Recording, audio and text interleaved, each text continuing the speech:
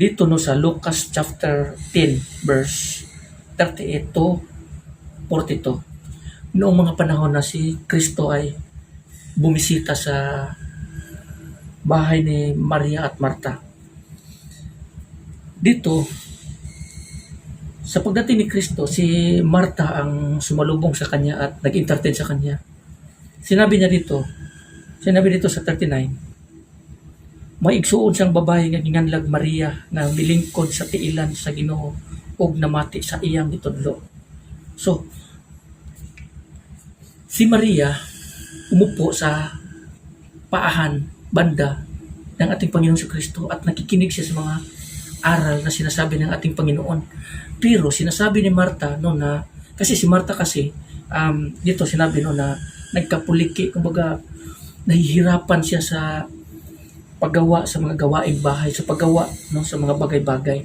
Kaya sinabihan ng ating Panginoon na, Panginoon, hindi mo ba sasabihan si Maria na tulungan ako sa pagsilbi sa mga ganito ganyan? Pero ang sabi ng ating Panginoong si Kristo, Marta, Marta, nahihirapan ka at kumbaga nahirapan ka at nangihinayang o ano ba tawag dito no, sa maraming mga butang, maraming mga bagay. Ngunit isa lamang ang pinaka-importante at pinili ni Maria ang pinaka-importante. Ano yung pinili ni Maria ang pinaka-importante? Yung makinig sa aral ng ating Panginoon. Pero si Maria, hindi yung naging importante sa kanya, kundi yung mga gawain, ganito, ganyan. Kaya nahihirapan siya. Ganito may kumpara ang mga tao sa mundong ito. Ganito. Isa lamang ang pinaka-importante sa atin dito, yung aral at turo ng ating Panginoon. Pero tignan mo yung mga tao, masyadong nalilinlang at naaaliw sa mga bagay sa mundo. Sa trabaho, sa negosyo, sa anumang mga bagay na kanilang kinaaaliwan. At dahil dito, isinantabi ang Panginoon at binigyan ng lahat ng oras yung mga bagay na wala namang kabuluhan. So ganito kahirap ang ating mundo. Ganito ang mga tao ngayon. Maikumpara mo dito sa nangyayari kay Marta at kay Maria dito sa Lucas chapter 10 verse 38 to 42. Basahin niyo yan. Maikumpara niyo yan sa buhay natin dito. Marami sa atin yan dito ngayon. Iyan ang katotohanan. Nagsisikap tayo, nagiging busy tayo sa mga lahat-lahat ng bagay. Ganito, ganyan, sa papalaki sa ating mga anak, sa pagtatrabaho, sa gawaing bahay, sa ganito, ganyan. Yung mga negosyo natin, kailangan makuha natin kuta, ganito, ganito, ganyan. Nakalimutan na natin ang Panginoon. Na yan sana ang pinaka-importante sa lahat ng bagay. Kasi ang sinabi ng ating Panginoong Jesucristo, siya ang buhay at ang daan. Siya yung pinaka-importante sa atin. Yung pagsikapan natin, yung pagkain na hindi nalalanta or naglalaho, kundi yung pagkain na nagbibigay buhay. Kasi ang tao hindi nabubuhay sa pagkain lamang, kundi sa pamamagitan ng kundi sa mga salita ng Panginoon. Kasi maraming mga tao ngayon nagsisikap. Trabaho busy, double time.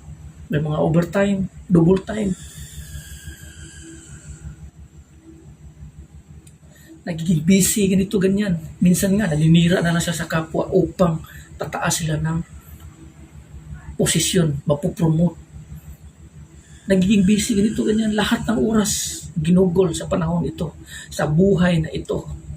Pero ang sinabi ng ating Panginoon, ang tao hindi mabubuhay sa pagkain lamang dito sa mundong ito, kundi sa mga salita ng Panginoon. Kasi si Kristo ang tinapay na nagbibigay buhay. Kaya nga sinasabi niya, kung sinong kakain sa aking laman at iinom sa aking dugo ay magkakaroon ng buhay na walang hanggan. Ang sinasabi din ng ating Panginoon dito, bakit pa kayo naghihirap sa pagtrabaho upang makamit ang mga pagkain na lumilipas. Tanggapin nyo ang ino-offer ko sa inyo na ibibigay ko ang mga pagkain na nagkakaroon ng buhay na walang or nagbibigay ng buhay na walang hanggan. Ayon dito sa sulat ni Isaiah sa sinasabi ng ating Panginoon patungkol sa mga pagkain.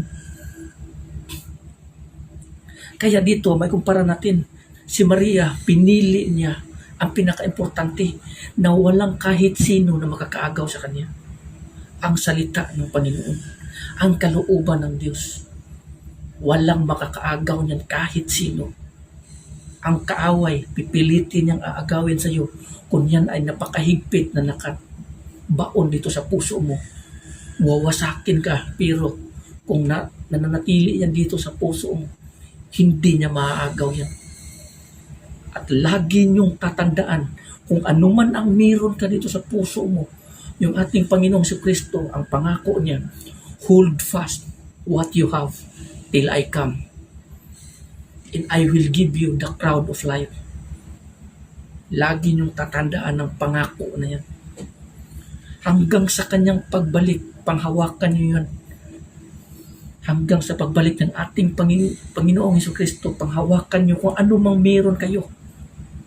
Kaliwa, kanan yung aatake sa inyo niyan. Maging matibay lang tayo. Kasi yan ang sabi ng ating Panginoong Kristo dito sa Revelation. Yung iba sa atin, sasakitin. Yung iba, pinapalo. Yung iba, pinapatay.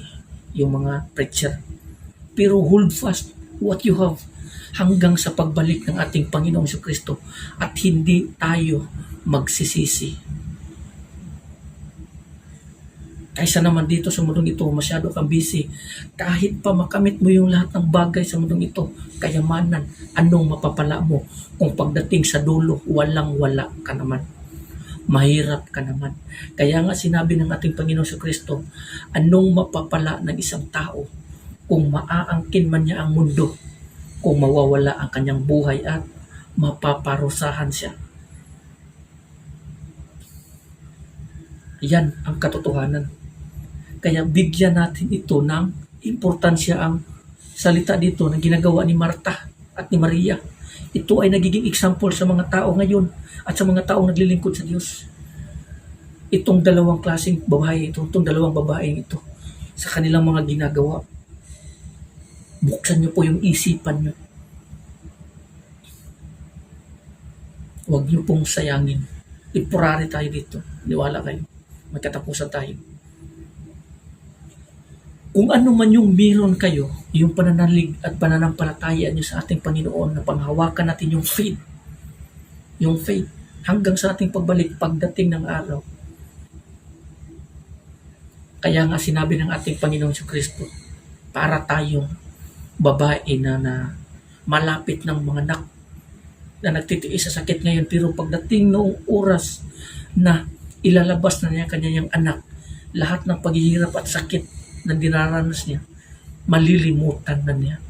Kaya dito sa mundong ito, lahat ng uri ng sakit at magpagdurusa, disappointment, kabiguan, o mga pag-atake, iniwanan ka ng mga tao, kaibigan, lahat ng uri ng sakit, panghawakan mo lang yung faith mo sa ating Panginoong Kristo.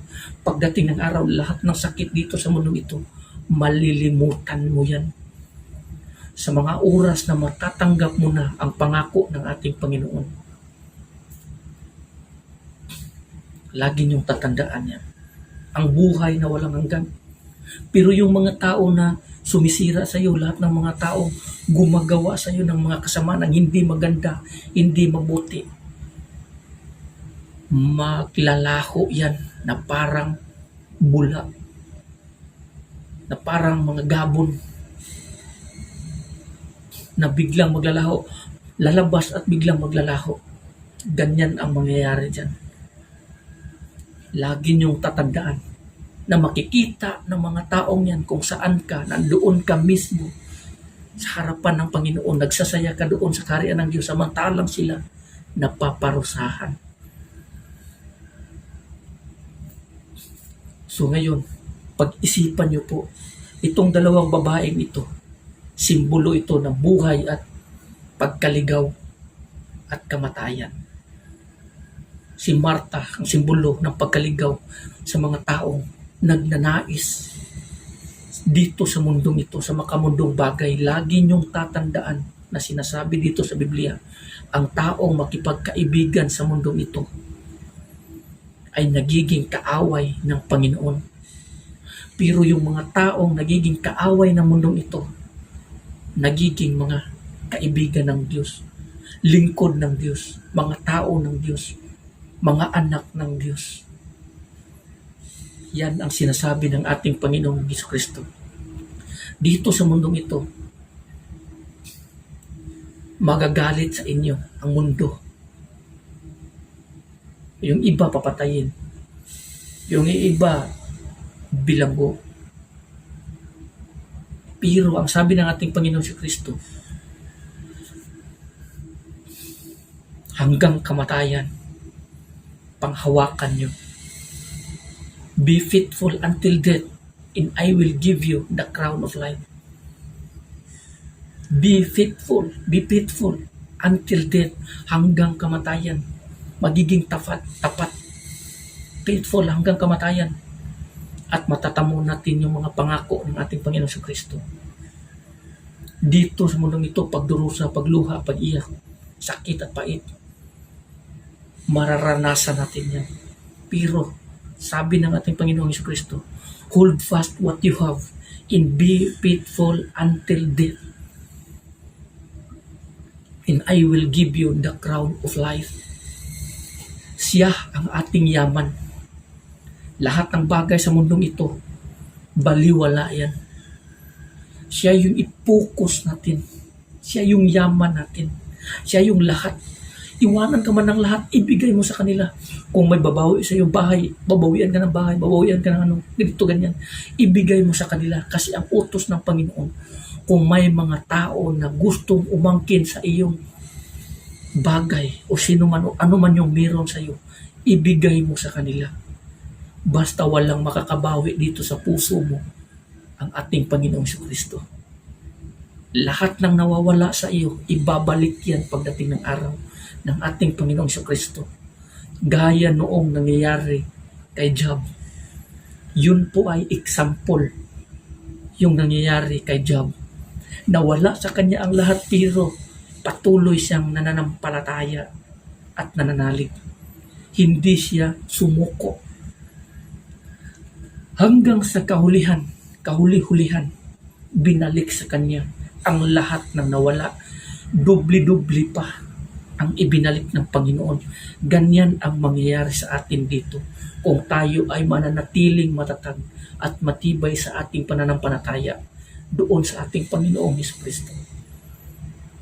Believe me, ito kung panghawakan natin hanggang kamatayan ang kanyang salita, ang kanyang kautusan, ang kanyang kalooban, ang pangako niya, matatanggap natin na hindi matatanggap ng mundong ito, kundi sila lamang ng mga tao na sumusunod sa kalooban ng ating Panginoon. Maniwala kayo sa mga salita ng ating Panginoong Jesucristo. Huwag kayong maniwala sa akin o ano man ako. Messenger lang ako. Itong mga salita ng Diyos, yung paniwalaan niyo. Itong mga sinasabi ko dahil ito ang mensahe ng Diyos para sa mga tao. Believe me. Pagdating ng araw, matatanggap natin at sobra-sobra pa gaya ng mga pangako niya dito. So hanggang dito na lang, maraming salamat and God bless everyone. Amen.